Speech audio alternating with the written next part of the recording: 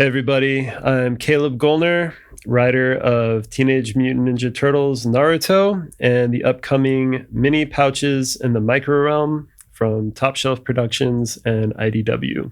I'm joined by...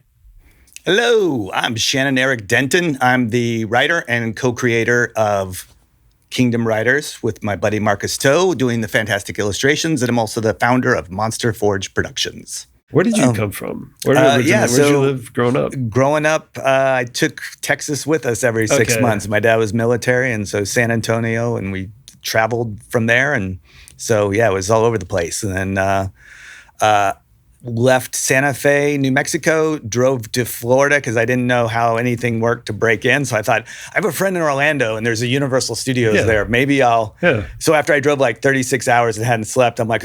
did what normal people do. I'm like, I should go to the comic shop. I haven't slept, but I'm just going to go into a comic shop. I walked into the comic shop and the guy's like, are you going to the convention? And I'm like, what's a convention? He's like, down the street, the Orlando Convention Center, there's a comic convention. And I was like, can you just go there? And he's like, well, it's $5. I'm like, okay. $5 to go to a con. So out of the $60 I had, there went $5. And then, headed over, went into the con, walked straight to the back, saw Mariah Michaels and Rob Liefeld, who I'd been trying to get jobs with for a long time. But they're like, hey, because basically they would send notes that say, please stop sending stuff. Yeah. And then I would send more stuff right afterwards. And eventually they told me, they're like, you've worn us down. You are working so hard.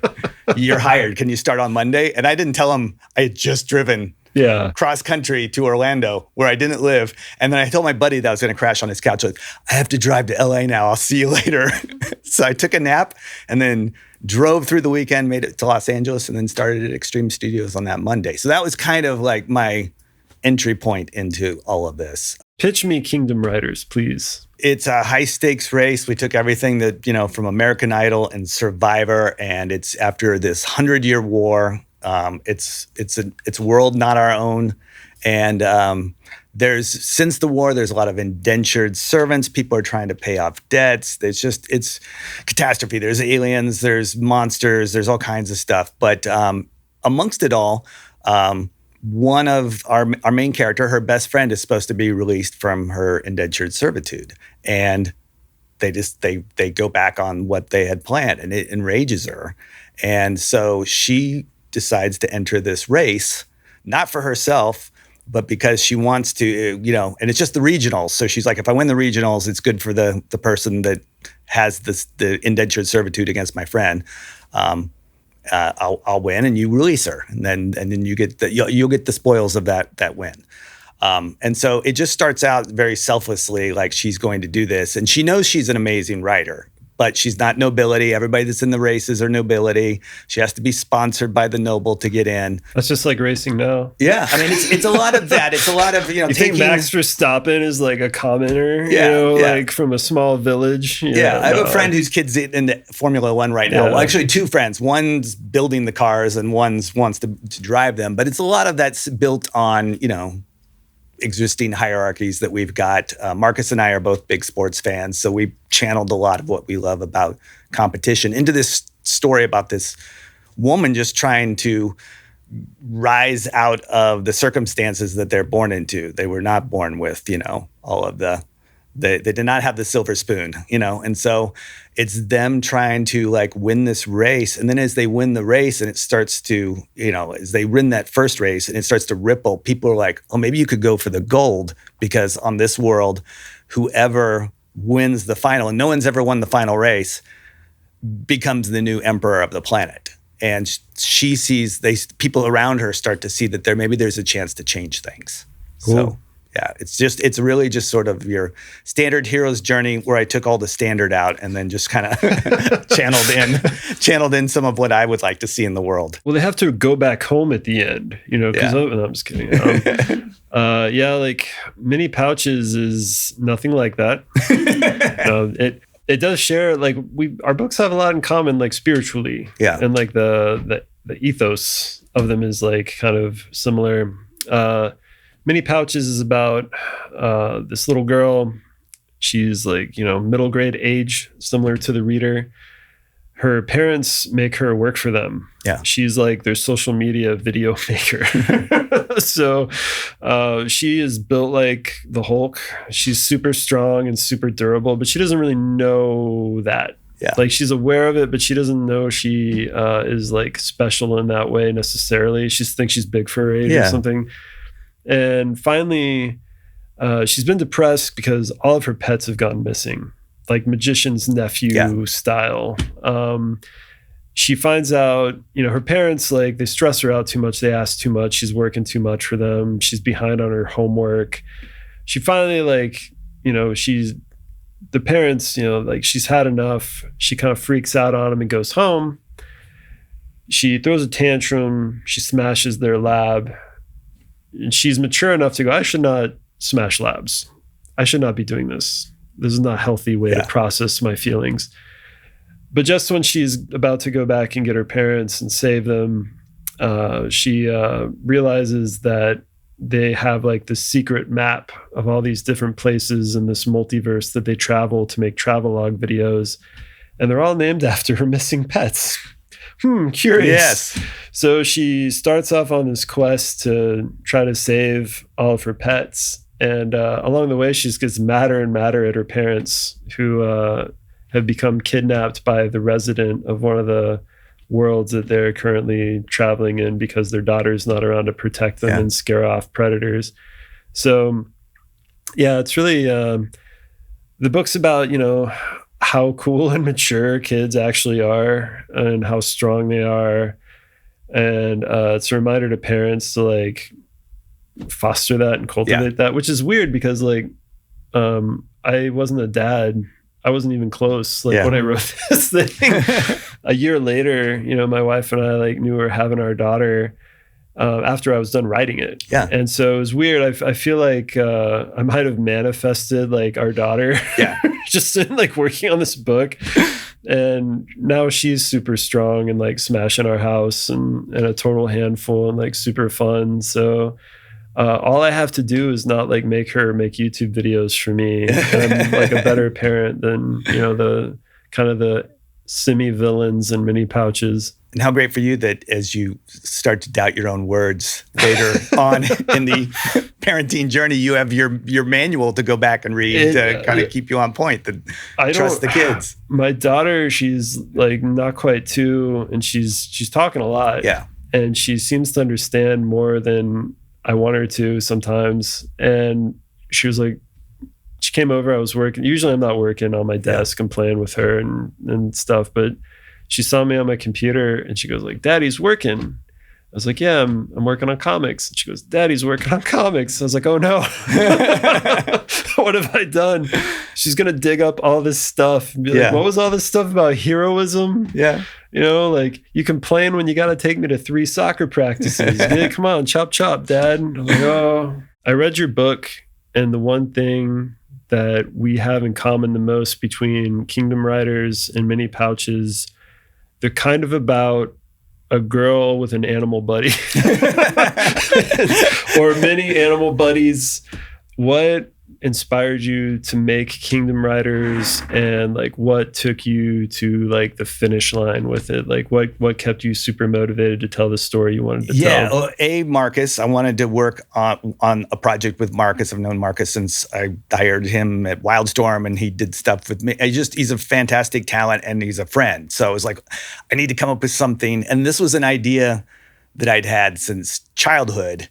And so when I was trying to figure out what I would want to see Marcus draw, it was this. So, and with the main character, I really wanted to like test my writing chops, because I've met people in my life who just, when you meet them, your life is better. And when you see them meet somebody else, their life is better. And somehow they're not the person who changes in the story. They change everybody around them. And that's what I wanted to do with Kayla. I wanted her to be this driving force in a very unfair world and see her make the world better, because I think the world could use a little of that right now. And so this one was a lot of fun. It's always, you were talking about your artist, like Marcus draws too well. I would want to turn into that, because like that's hard. It's like there's a reason why I was like, all right, this is perfect for Marcus, because I was able to kind of just tell him the things that I I wanted this character to be a certain look like this, or I'm looking for something in this, this analogy. And he'd do a couple of sketches. I'm like, all right, that's the one. And then we'd move on. And so by the time we started on the book, after doing the pitch deck to get the book set up, there were no notes. Right. Again, it's that thing where you're like, I should probably give notes. But every time it came in, I was like, oh, that's so much better than I could have imagined it. Sometimes like being unburdened from the note giving is like, in an earnest, genuine, and thoughtful way, is like the greatest thing that can happen. It's like I don't know. It's like the light bulb going off when you feel inspired. It's almost divine. Yeah. It like makes you believe like in like advanced cosmology and theology. It's like, wow, things can be good. Yeah, amazing. But I liked what you said about someone changing all the other characters. It's very shonen manga. Like and shoujo as well, but like it's like Goku. Everybody who fights becomes his homie. That's sort of something I love. That's a theme I love. Like JoJo's Bizarre Adventures. Sometimes the opposite of that. It's like everyone they meet is cursed. So in Kingdom Riders, it was funny. Like this, like not quite cynical, but maybe I was looking for more formula. And I was like, I wasn't expecting it because like, I'm not going to put formula on you, but I was like, okay, when's this going to happen? When's this bad thing going to happen? When's this like reveal? When's this?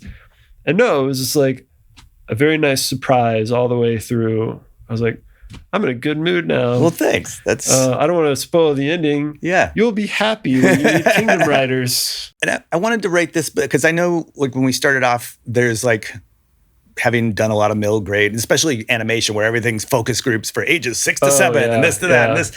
And people were asking me about writing for kids' books. And I'm like, well, I read Dune when I was a kid. Like to me, that was a kid's book. I watched Terminator when I was like 6 years old. I was like... There's a lot of, I think, intelligence that kids have that we don't always give them credit for. And we forget. As adults, we absolutely forget. Especially when we're parents and you're like, I gotta, I don't want them to turn out like me. I gotta protect core them from the world. Yeah. Like, you're not like me, are you? I think it's almost every parent. But with this, it was really just sort of embracing that like positivity. I mean, there's indentured servants and like a whole bunch of horrible stuff in this world, but Kayla is not that. She is the driving force that somehow has figured out she's going to make your life better getting to know her. And I think that Superman's a character like that. I know a lot of people don't like to. I love writing Superman because I've met people like that. And so for me, it's like, I want to share that person that I know with everybody that's never met someone like that. So some people are like just a straight up light. Yeah. And, they're still human, of course, but that's what makes them even more special. Yes. It's like, why are you so happy? Yeah. Like, what's wrong with you? Minnie, I wanted to do something similar. Yeah. I've got sort of this situation where main character is a little girl who's been sort of put upon fairy tale style, not by like a wicked stepmother or like evil stepsisters or something, but instead it's like her like super science influencer parents who like are like the bad evil YouTube parents. I'm talking to you, evil YouTube parents who monetize your children on YouTube. YouTube.com. Watch the trailer for Minnie Pouches in the Microrealm on YouTube right now. Thank you.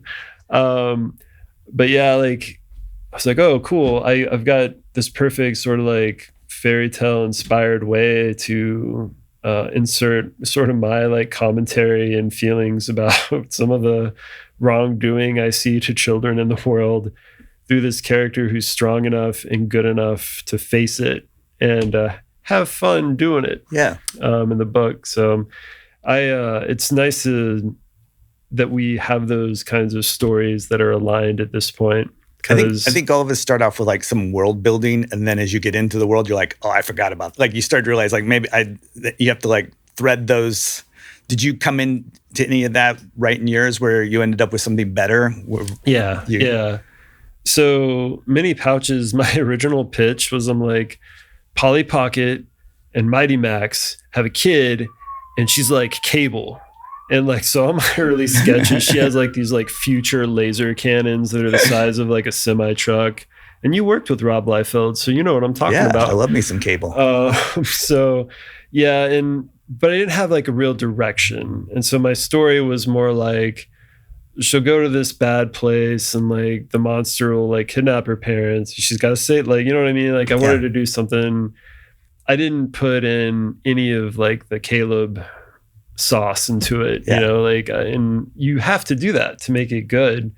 And so fortunately a bunch of time passed and I found the right hook so that you could have the things that you need to have to tell a story with push and pull, you know, like you have a fuller character, you've got stakes, you got the stuff that keeps you turning the page. Like if you're a reader, you want to know what happens and you want to see like, you know, how the character may or may not change and all that screenwriting stuff we were just making fun of. Yeah. But like that like naturally fell into place just because like I grew and changed and my life changed as a person. And I would say now, like, if I were to have to give advice to anybody who wanted to like tell their own stories, be like, you have to be in it. Yeah. Like at least like that's what's been working for me like this past bit. I used to just try to like do the math. Yeah. And you can get by with doing that for a while. But like your real ideas and your real inspiration and the stuff that's going to stay with readers, it's like truly creative, is the stuff that like is on your mind that you're thinking about. Maybe it's your subconscious and it's not like what you're actively like, you know, kind of pursuing or taking on, but that needs to be in the work and you need to find a way to make it not just in the background, but like front and center. Yeah. 100%. And that's the way that like you get to make something new, is by just being yourself. It sounds like a cliche or trite or whatever, but like if you have to like find a way, even if you're anxious and depressed and have ADHD, like most creators might sometimes, myself included. And like, you just have to find a way to be able to like read that newspaper in the morning and something comes out of you that night, you know, from like how you're processing the world that you live in and the relationships you have. And that's all what art is. Yeah. It's, people define art all kinds of ways, but like really it's communicating like a truth of existence. And I think your individual lens, to your point, is what I can give 10 writing students the same prompt and they will come back with different versions of the exact same idea, because if they're doing it right, they're putting themselves in there and I'm getting to know them through this journey.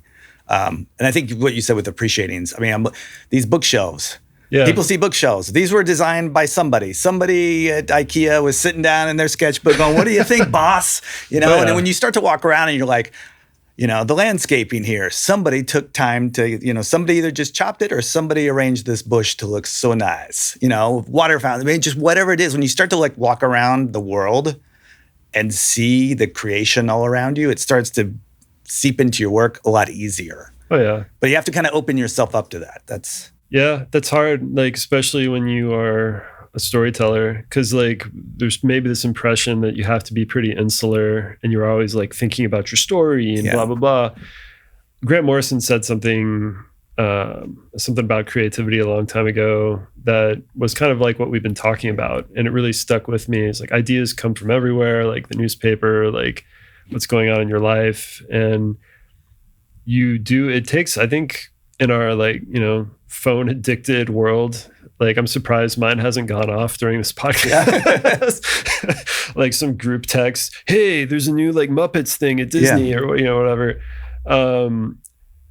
You do need to like shut off I think a lot of us creatives, or, you know, however we want to refer to ourselves, little neuroses, like a little bit of existential like dread all the time, and you got to like be able to find some peace to process your own thoughts, and by opening yourself up to your environment, sometimes that's the only vulnerability you need. You don't always have to be vulnerable with yourself. If you can be vulnerable in terms of opening yourself to the world a bit, you're sharing it for yourself and hoping like-minded people for sure react to it. or enemies. Yeah. Let's make some.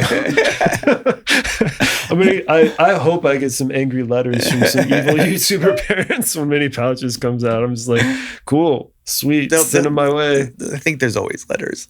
Oh yeah, I was expecting, so like this was a really big book for me. Turtles Naruto was like the biggest thing I'd ever done, like the best selling thing I'd ever worked on, and I only got one hate mail. Working on TMNT Naruto I had worked on IP before. I'd worked, Sonic the Hedgehog, and I'd worked on Turtles quite a bit, different versions over the years. And I'd worked on like Power Rangers and some other things. And so I was used to notes and maybe having to reference a bunch of like, brand guidelines. And occasionally like you talk to people who worked in licensing who actually struck the deals on the back end and all kinds of stuff. So it can be a web of people and a web of valid concerns for like the integrity of the characters and stuff, because it's a big deal. Or it can be a huge deal. And sometimes there's, merchandise tied up in it and all kinds of things. And so I try to just be an active listener. Like, I'm fortunate that I like worked in tech and a bunch of other spots in different markets and had like job interviews at like pick one, in San Francisco. And so I kind of like, it became easier to speak with people in publishing and sort of address their concerns, not just as a writer, but as like something of like a stakeholder in how this all turns out. So, at the end of the day, a lot of these collabs that are really popular that people enjoy, if they get a story component, sometimes it's just straight to merchandise, which can be super fun. But, if there's a story component, that's a whole different situation. It's not just like design approvals and stuff like that, which are also complicated. So there's a lot of conversations, and you speak to people up and down like the ladder. I spoke with people, of course, at IDW. Had my awesome editorial team here. We talked to Shueisha. We talked to TV Tokyo. Everybody who touched Naruto, Kishimoto Sensei's editor. And most of the conversations were just like, are you sane? Do you love Naruto? Are you professional? Like, do you know how to act like an adult, like in this conversation? And fortunately, I fooled them all. And the book is out. What about you? Like, you worked at like the biggest. We're pretty lucky that we got to have this convo, because like you've worked at a ton of huge brands in different capacities too, even. And I've like been lucky, and I've gotten to work at like some major brands and stuff. How long did it take you to sort of like stop being that guy who was having fun at Extreme, where you could walk into a meeting with a bunch of scary people who own like the world's most valuable IP and just be like, it's going to be okay, guys. I think when you use the word stakeholder, because at the point you're a professional and you were entrusted with something, because what is Ninja Turtles? Is it the 2002 show I worked on? Or is it the one my buddies Mike Chang and Cyril Neal did in the, at Nickelodeon? Is it the Paramount stuff that's going on? Is it Kevin's original comics? Is it the 80s cartoon? Is it the Michael Bay movies? It's like, it's all of it. And it can be all of it. And I think that at the point that you are brought on as a professional, your job is to bring as much of the stuff that you want to do as a creative in there, up to the point that you're not going against what the current regime's mandate is for, like, this is the current version, this is what we're building, and delivering the best version of that for them, but also for the part of you that's a fan that reflects all the other fans, And so it's a constant juggling act, but I think that's where being a pro comes in, where you got to kind of go, all right, this is what we're doing. I'm going to give you the best version of the thing you want, pushing it as far as I can. Oh yeah. You're always like, it's like you're running sound at a venue where like it can't go over this many decibels, and the whole time, you're just like, can't it though? Hoping no one notices. But there's a freedom in that too, because I've worked on Marvel's Spider-Man stuff on 2 different shows for 2 different age ranges, while friends are making the comics, and while Dan Slott's a consultant for us from the comic while he's writing the comic for the animation, while they're making the live action movies. It can be all those things. Yeah. I mean, you sometimes you have to like become this nexus in a multiverse of interests. Yeah. Like not even like cringe like business interests, just practical ones. Yeah. You don't want to break Spider-Man for like everybody, you don't want to break the Turtles. Like my worst nightmare working on this book was just like breaking it all. Yeah. Like making the Turtles not feel right, making Naruto not feel right, making them not feel right together. But I just relaxed. I was like, I'm just going to do my best. And like, I've got the top, I got everybody holding the keys to all this stuff is approving it. Yeah. So at a certain point, you just get to trust yourself. And being able to trust yourself is like one of the healthiest things you can do. Yeah. Because like that's the key to like having an identity, period. So hope that's not all too cosmic or, heady or new age sounding. No, the trust is huge because that's, if they want to make a nanotech Spider-Man suit, which I've done, or a cloth Spider-Man suit, which I've done, those are changes. Yeah. If you get away from with great power comes great responsibility, you're breaking Spider-Man, and that's when I'll push back. So as a pro, you'll take a lot of the notes, but then you have to know which ones are like, no, we're not doing this. What if we had Batman kill a guy? That really is the key stuff. That's the meat and potatoes of understanding character and understanding fans, and everything else is kind of like additive joy. Yeah. Like I get to write characters having pizza together. That's pretty special. That's a good night out for anyone. Oh yeah. You've been a writer, an artist, and you've done all kinds of other work across multimedia, let's say, film, animation, TV. What comes, if you could separate yourself from like the realities of time and economics and all the things, would you want to make all of your books from scratch yourself, or does the magic come from collaboration? 100% from collaboration is why I do this and not write just novels, because that's very much a solo thing, you and your editor, and I really enjoy people surprising me in good ways. And as you get a little experience and gray hair, that's when you can start figuring out which of those collaborations are going to add that magic sauce to make the collaboration even more fun. For me, I'm not a good artist, but I try. And so when I was trying to break into comics, I didn't have a lot of confidence in myself as a writer. I'd been a blogger. I had like covered comics news. I'd done a lot of interviews. I'd met a lot of people in the industry. I had friends at publishers, but I didn't think I could just like, can I write Spider-Man now? Hey, what's up? You want to give me Deadpool? And so I drew several of my own books because I was in my 20s and I was like, oh yeah, I used to just do that all the time. I used to just draw comics and make them myself. And so I did a bit of that. And finally I was like, oh, I need to work with other artists. And that opened up not only like what I thought I could do as a writer, but also did make me want to draw more for a while. And I even drew a book that a friend of mine who worked in comics wrote. So I totally get the collaboration vibe. I think it is the magic. And it's like weirdly like a humanist experience that you have when you work on this material, or really anything else where you have to collaborate with other people. You're just like, oh, I feel like I'm a part of a community. Like I have friends. I have a social life. It really unlocks a lot of stuff that I think, for lack of a better term, like creative people who might want to write even novels, you still need that to make your work better, I think. Yeah. That's me personally. No, I think, and you brought it up when you were talking about being, younger and making your own books, and it's very much a solo effort, just the way kind of all of us in our individual lane with whatever part of the comic we're making, you have to kind of step back and be a solo act for a bit.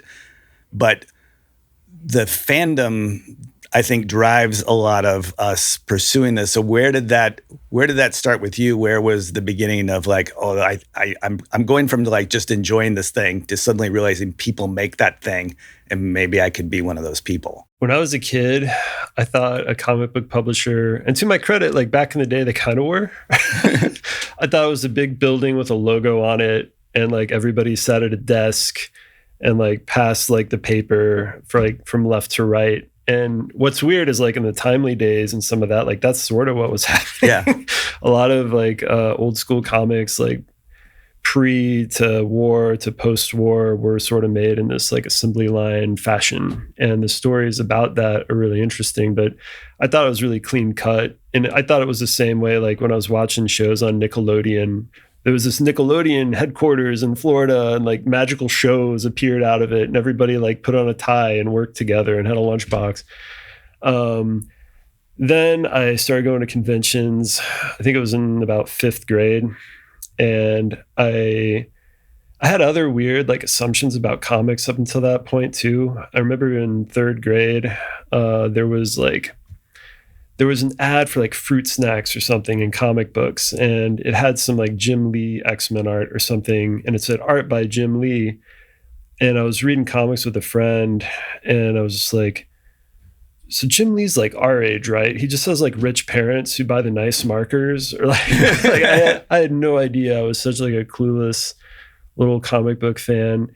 But once I kind of had a handle on like, I was like, oh, like most of these writers and stuff and artists, they're older than I thought they were.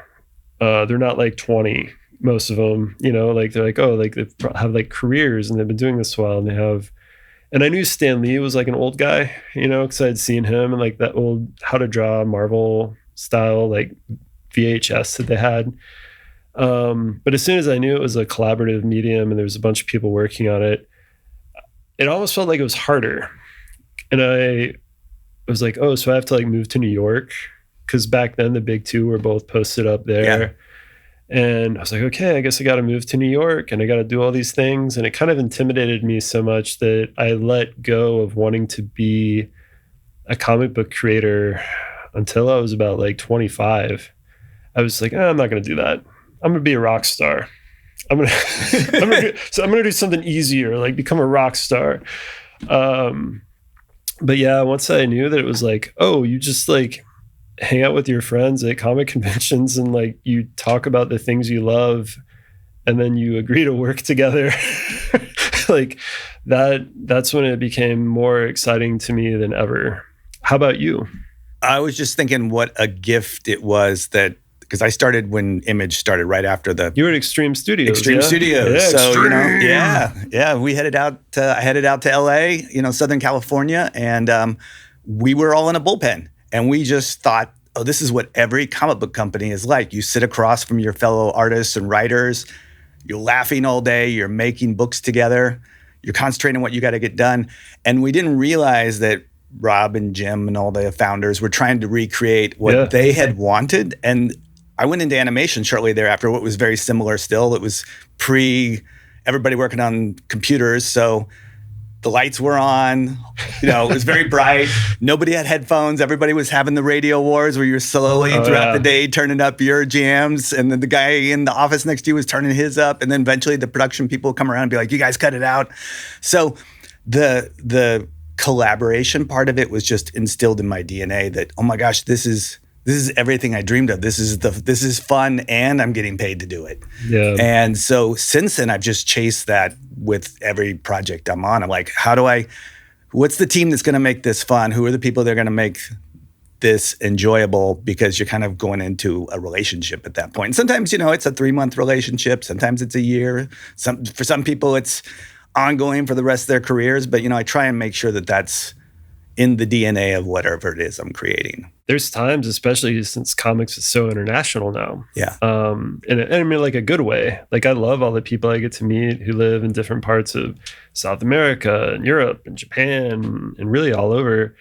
And it can sort of just be like, it feels like COVID or something. Like, yeah.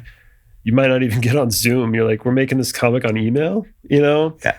sometimes that works and it's totally fine. But other times, like, you kind of forget you could just get on the phone with somebody, like, or even text, or like, depending on how much you want to travel that year, how much, you got going on. Like, conventions are amazing. Yeah. I've made most of the people who I like am connected with on social media are people I've actually met at New York Comic Con or Emerald City, or every other show, like regional stuff, smaller shows, Planet Comic Con in Kansas City. And it's really special because, like, you'll go years without seeing people. Yeah. And then next thing you know, like this like person you met who lives in London, who you only see at New York Comic Con. Yeah. And it's been 3 years and you just pick right back up. You don't even remember what you talked about last time you saw them, but it's just like, oh, well, like, I saw like pictures of your kids on Instagram. So like, it's very natural and cool. And it makes you more motivated too, when you do start collaborating with these kinds of people. Like, you want to give them like your absolute best because you have a ton of respect for them as people, and you have a ton of respect for them as like comic book professionals and creators. And I do think that something you just tapped into, I've realized we're kind of blessed, because I don't think most people get that, is the intense friendships you have with people that you actually only hang out with once or twice a year.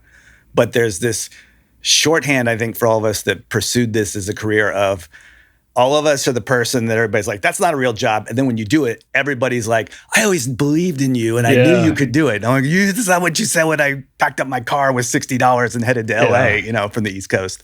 But, I think that is something really remarkable about the community that we're in. There's a bunch of, not journeymen, journey people. Yeah. It's kind of so many people you can relate to each other because there is that skin of your teeth, like, ambitious, like, there is no real path, there's no road that's already been paved that you can just like hop on and go. It's not like, and like, we both have day jobs doing various things too. Yeah. And like different aspects of our careers other than creating comics. But, so many places you go to work, it's like, oh, hello, you got these 2 degrees and an MBA and whatever, and your parents paid for it all. Wink.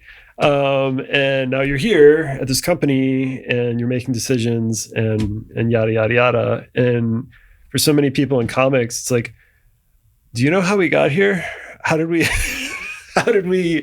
it's like, you have to just constantly be out and like chatting or like online if you live far away from other folks on the reg. But it's there was that shared experience of just like, why?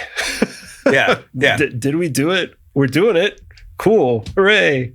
It's really cool too that when you get that experience or collaboration or friendship that comes out of, there's the people that are in your peer group that you're kind of all entering the professional space at the same time. And then when you get to meet people who maybe inspired you to get into the business and then they become peers, and how empowering that is. That's really the power, not only of just working on comics, but being a fan of them. And, like, it connects you to so many different kinds of people. I know, like, nothing's perfect. And like, there's silos and, sometimes people are gatekeepers and all that kind of stuff. There's a little bit of stink on everything that you try to approach with like an earnest heart. Yeah.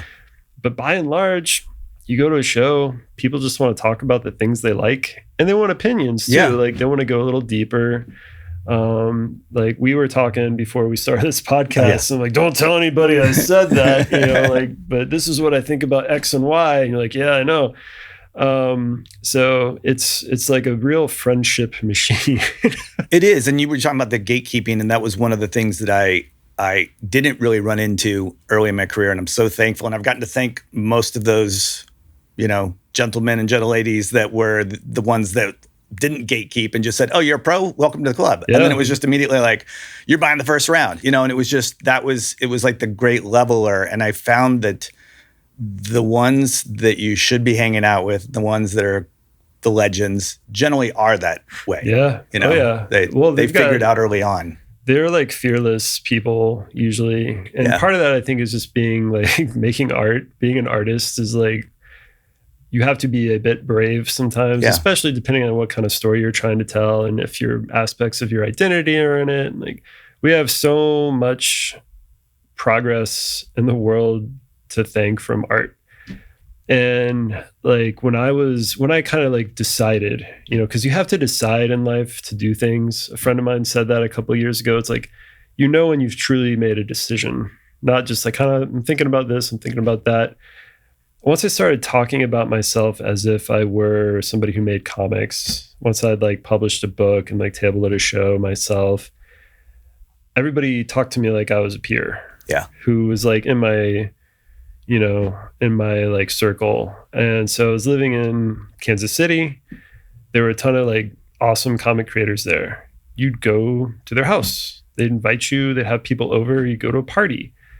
And I'm some like clueless, kind of just like happy to be there, like kid. And I'm talking to people who are doing big 2 books like regularly. And like, they're just being cool. And if you have questions, they would answer them. I moved to Portland. It was the same thing. Everybody there, when they found out that I just like really cared and wanted to work hard, instant like first name basis, you know, not like we call people like, hello, Mr. Miss comic creator person, you know, but all these walls came down and I just like ran into so much positivity and encouragement.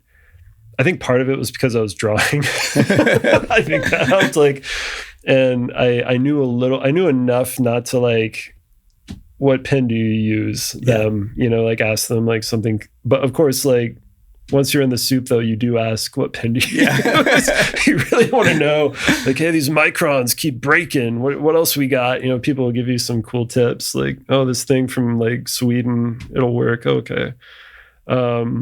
So yeah, it's nice to know you had this arc where you started communally and you're continuing to pursue that.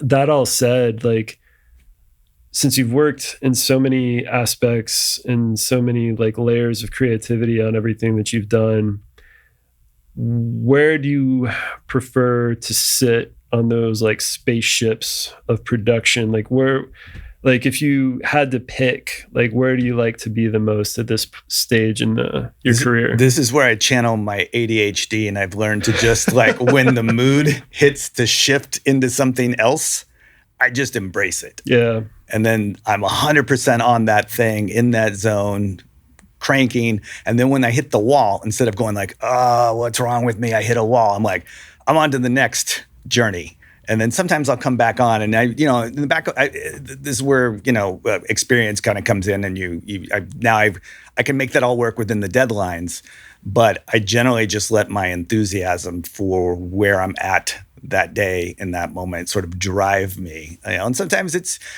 derailing the thing that I should be working on for an hour, but I know I got to get that out of my system. And then when I come back to the other thing, I'm ready for it. So that's a kind of optimism, though. That's like that's like adaptability through optimism. That's very mentally healthy. And I think that going back to those mentors, I mean, I know you've got the Ninja Turtles. So Kevin Eastman was very kind to me when I very first moved to California, and his whole thing was like, don't be like, there's no fear. Just jump in. And I think you were kind of, talking about that, because he's like, there is no right way. Every single one of us have a different path. We have a different story of how we got here. Even within their own journey, he's like, don't you think I would have created like 20 more billion-dollar franchises if that path was something you can replicate over and over and over again? Yeah. And it's not. You got to kind of be in the moment. So I think that kind of freed me up to just be like, oh yeah, I need to just have fun with this. And maybe I'll look back 2 days from now and be like, I could have done that better, but I'm not going to kill myself or be upset in the moment that it's not, there's other people on the internet for that now. If I were 18 right now, I don't know what I would think, especially with all the technology stuff going on. I don't even want to say the 2-letter acronym that shall not be said out loud. But, like we've seen like this commodification of what people think of as art. I don't think it's truly the commodification of art, because that's not what art is to me. Yeah. And it shouldn't be to you. That's the one that's getting used on social. That'll be our thumbnail for this entire episode. The ugliest face I've ever made. But yeah, like I don't know if I would feel as hopeful. I think one advantage I had and one sort of like automatic sort of like sense of optimism that I could latch onto when I started covering comics and sort of working in the industry as a blogger. The only reason I got a job is because Iron Man came out a year after I graduated from college. And so I was writing for MTV and all these places because they needed a comic book nerd who knew, what does this all mean? What's with this explosion of like, and then, you know, like now that I'm older, like I'm like, you could be cynical about all that and be like, it's called IP. Yeah. This is all done. It's a storyboard. It's magical. Just make the book, you know, like just make this like awesome thing. Of course, like it's going to work. Like, cause you actually are a fan of comics and you know, they're awesome. But that really gave me the confidence. And like, you know, there was like a boom. There was smaller publishers seemed to like be putting out a ton of books. A lot of new creators were on the scene. Web comics were blowing up everywhere. And because it was my job at the time early on to cover all these like deals, all these options and all these things, I felt like all you needed to do was show up and you would get a comic somewhere. Like if you just finished it and you tried, like I was naive, of course. Yeah. Like, but I really felt that way for a long time. And so I had like that drive. I was like, okay, I just need to get this book done with some really good artists. And I'll show up and like, it'll get approved and like, you know, like it'll get made into a movie and a TV show and an action figure line and I can retire like, like at 30. That didn't happen. But you know, like you have all these almost that keep encouraging you along the way. Yeah. And that doesn't have to be your dream. It wasn't necessarily actually my dream at the time. My goal is just to like have books out that I don't have to pay to publish anymore. Yeah. Like, I thought it was a pretty reasonable goal. And that's still like really like what I'm working at. Yeah. It's like, I want to just keep making awesome stuff that I'm proud of with cool people, that people have fun reading. And I just want to keep going. You just like keep walking the comic creator path, you know? Yeah, I think it's interesting too. You've got your two books that are, you know, IDW books that are one's an IP that everybody knows, one's you inventing your own IP.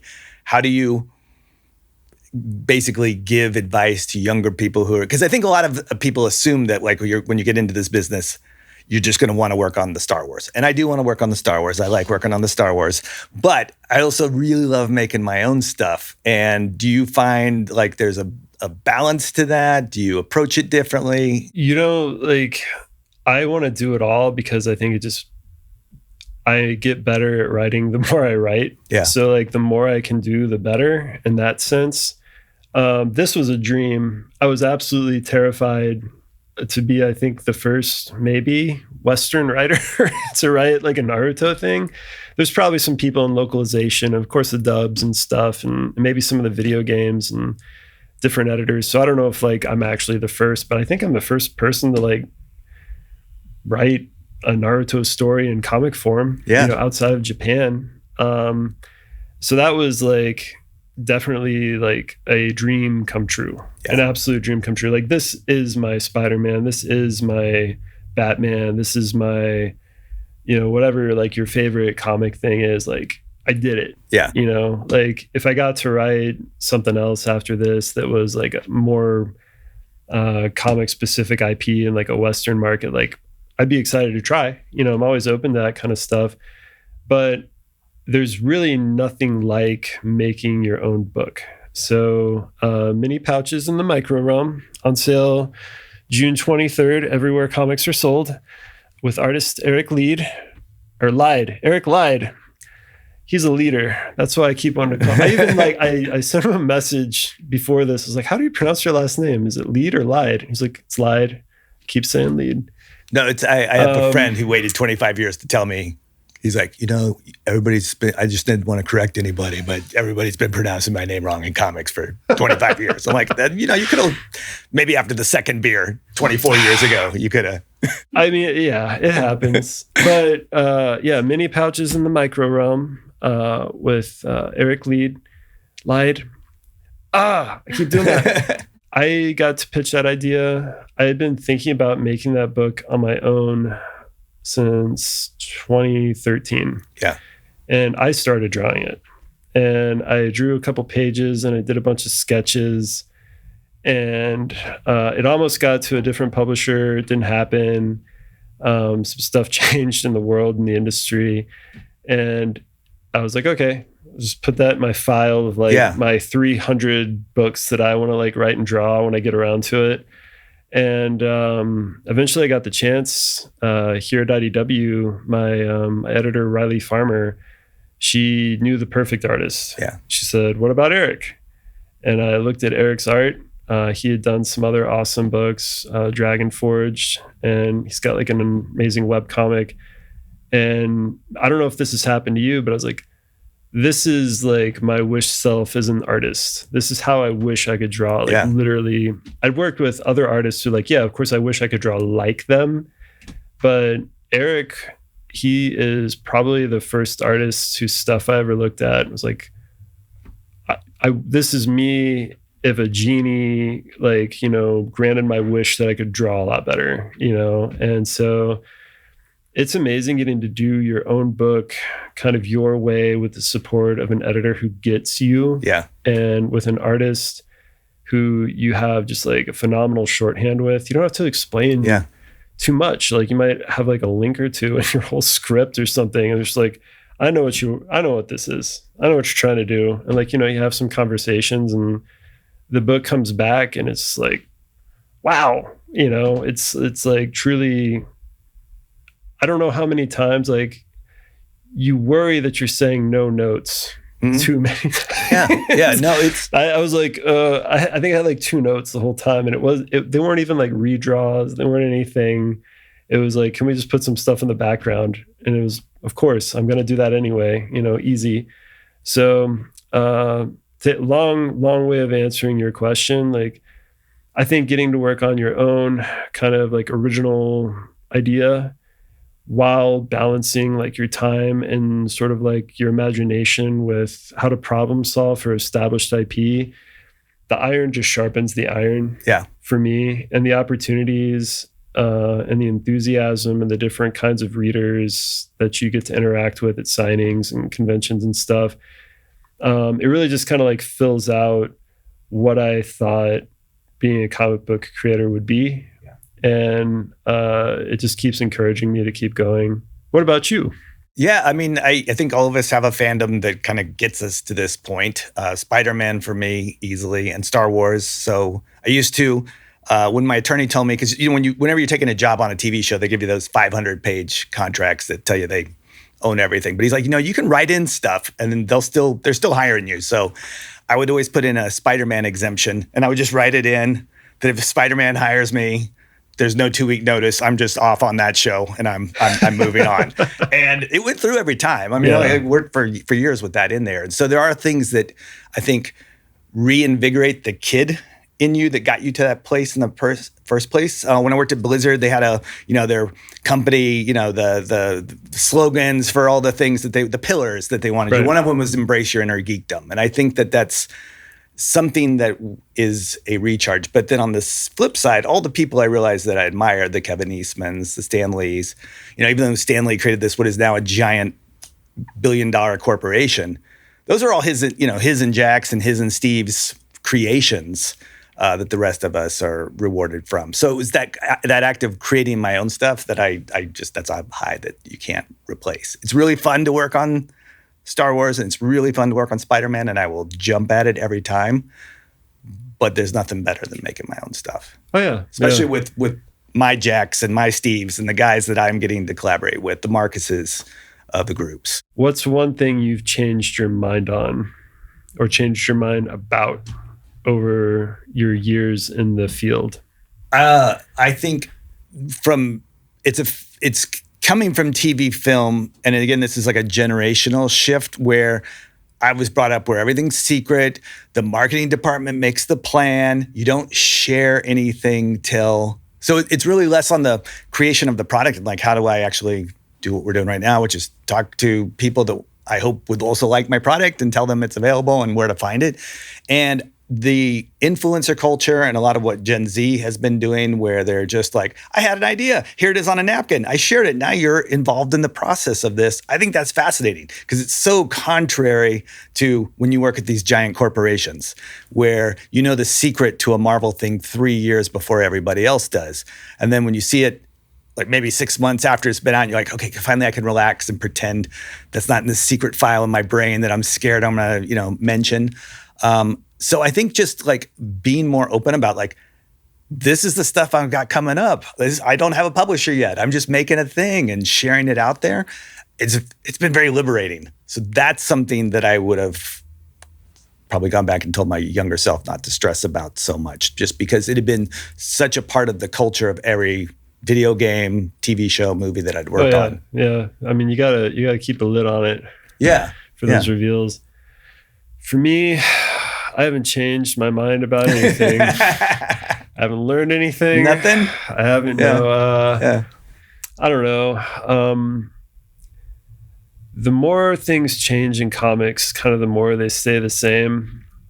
People historically, like if you read a bunch of the books about the history of different publishers or just the medium at large, like, you dig into like Scott McCloud's writings and stuff like that. You do see these booms and busts because like the comics market, for lack of a better term, and the comics industry, for lack of a better term, is a reflection of wider trends. Yeah. Like always has been, always will be. There were comic book adaptations on the radio from comic strips in the newspaper back in the day. There's always been multimedia and merch and like tie-ins and brand collabs and crossovers. And so one thing I've changed about myself, I used to kind of like being a snob, like I think a lot of younger people because you feel like you're doing the new thing and and like you've got this new taste or new perspective. And I used to feel like maybe I had a little bit of that. Now I'm just like, no, no, I am, the universe experiencing itself through this one little Caleb thing. And I just try to chill out so much and just focus on what I'm doing, and while still trying to appreciate everybody else's art. And I feel like the more I do that, and the less I have to have a take or an opinion, the better the art that I get to work on becomes. And watch me be a huge hypocrite about that. The next thing I post on social media. Well, I think that's the thing. As pros, we're supposed to be critical of the work. We can have an opinion on things, but you don't necessarily have to share it. Yeah. So I found that putting that positivity out there and sharing the things you do love and the creators you do love and the stuff that you think does enhance the craft, that's a good thing to put out there, we do really need criticism, and we definitely need good things like journalism, and we always need somebody watching out for everybody and taking notes and seeing things and raising the flag. But purely just as especially this life phase, that's not right now, that's not exactly my role. Yeah. And it could be again someday, of course, things change, but I've tried to after being a blogger where it's your job to make everyone mad and make fun of everything, and just be more of a comedian almost than an active participant in creating art. You can do both of those things depending on who you are. But for me right now, I've loved just taking a step back and being you got a toddler, so you don't need to be talking about whatever the new TV show is and how the lighting wasn't right. Yeah. Just whatever, let's make definitely ingest your own opinion and your own feedback and your own criticism, and where do I put that? Yeah. How is this better sent than like firing off something that will just like get a Russian bot to argue with me? And like, it's like you get more time back in your day. You get a little less doom scrolly and a little more scribbly scrabbly on your own projects. And that's really what I've been seeking and trying to do these days. And I think that's all of us. If we keep trying, then that's winning. Hi, I hope you enjoyed listening as much as I did. If you want to explore more from these creators, go to your local comic shop or go to our website at idwpublishing.com.